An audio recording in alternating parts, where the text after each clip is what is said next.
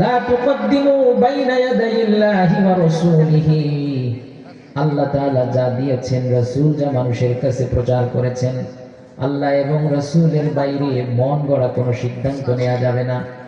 বরং জীবন পরিচালনার জন্য, রাষ্ট্র পরিচালনার জন্য, সমাজ পরিচালনার জন্য মন গড়া মানব রচিত আইন দিয়ে সমাজ চলবে না।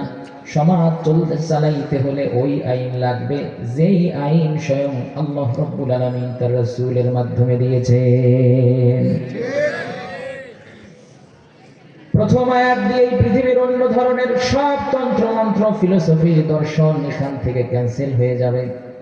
মাও সেতুং চলবে না, লেনিন চলবে না, কার্ল মার্কস চলবে না, চলবে শুধু মুহাম্মদ। কে চলবে? জোরে বলুন, কে চলবে? আমাকে চিৎকার করে বলুন, আইনদাতা কে? আর জোরে আওয়াজ করে বলুন, আইনদাতা কে? আল্লাহ এই আয়াতের শুরুতেই বললেন, ইয়া আইয়ুহাল্লাযীনা আমানু লা তুকদ্দিমু বাইনা ইয়াদাইল্লাহি ওয়া রাসূলিহি ওয়াত্তাকুল্লাহ। আল্লাহ তাআলা জানায় দেন শুধুমাত্র ভয় করতে হবে আল্লাহ তাআলাকে।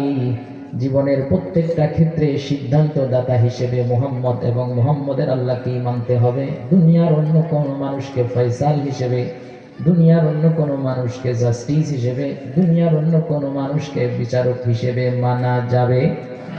জোরে বলুন, যাবে? সূরা হুজুরাতের 1 নম্বর আয়াত থেকে আমরা শিখলাম, পৃথিবীতে যত ধরনের ল আছে, পৃথিবীতে যত ধরনের আইন আছে, ওই আইন যদি কোরআন হাদিস সম্মত না হয়, মুসলমান কখনো তা মানতে পারে না।